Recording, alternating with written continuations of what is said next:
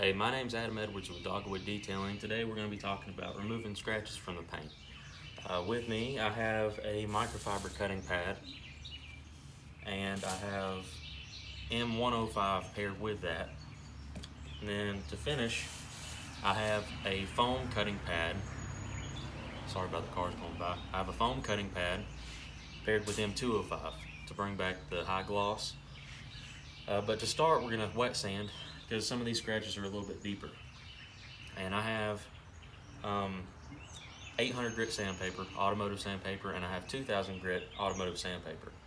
And from that point, then we can go ahead and start polishing and see what we can get out. I don't think all this is going to come out. Some of this is pretty deep, and I'll bring you a little bit closer so that you can see exactly what I'm talking about. And even some of the paint's removed here. But we'll see what we can do. I think we can make this a lot better than what it is right now. But I'm going to walk you through the steps on how to try to remove scratches from automotive paint. The first thing that you want to do is you want to wash the car. And to do this properly, I like to use a foam cannon attached to a pressure washer. And I know that the nozzle's set way too narrow, but for the purpose of the video, it does just fine.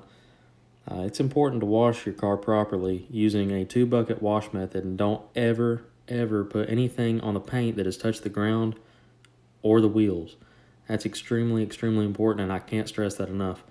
What ends up happening is you get microscopic particles that end up scratching the paint, and it's almost impossible to get out, or you're going to end up causing yourself a lot more work, and nobody wants that.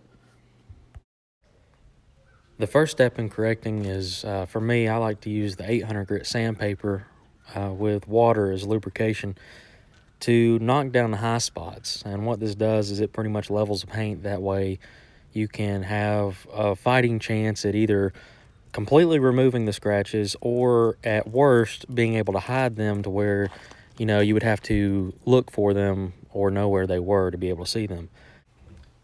You can then move on to the 2000 grit sandpaper. The same steps are going to apply as before. You just want to bring the paint to a point where you can then bring the rest of the scratches out with a compounding pad.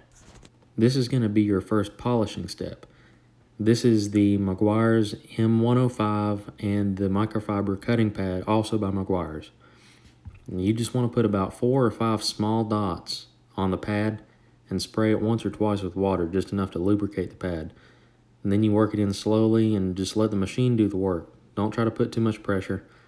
And you might make a couple passes before they completely come out, but you'll know when it's done. As you can see, I'm taking a microfiber cloth and I'm just wiping away the excess compound.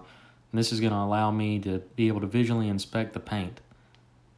Once that's been completed, you can now move on to the foam pad, which is a soft finishing pad, and the M205. The same steps apply. You want to let the machine do the work and just move the pad very slowly back and forth until it kind of dissolves. It'll turn very clear. And then you can go ahead and wipe that off and keep inspecting the paint. Same thing applies. You might need 2 or 3 passes, but this tends to go a lot faster than the actual compounding itself does. Once you're done polishing, you can go ahead and wipe the excess polish off and inspect the paint again. As you can see, it's starting to look a whole lot better. Once you're satisfied with that, you can go ahead to the final step, which is going to be applying a protective coating. I'm using a wax here, but you can use waxes, sealants, any kind of ceramic coating, just whatever you prefer, just as long as there's something on there to protect the paint. I let this dry to a haze and do the finger test to make sure that you swipe your finger, and as long as it comes off clear, it's time to remove. You can go ahead and remove it, and you should be done. And just as a reminder of what the paint looked like before, those were some pretty deep scratches, but I think we did an alright job of getting them out. Most of them came out for the most part, and what didn't hid really well. Here's a close-up of the paint, and as you can see, it looks a whole lot better than what it did. Thanks for watching, guys. If you've stuck along this far, make sure to hit the like button, subscribe, and I'm going to have some more videos like this. If you can think of anything that you would like to see a video on or have any questions about, feel free to leave a comment, and I will shoot some more videos in the future. But as for now, I'll see you guys next time.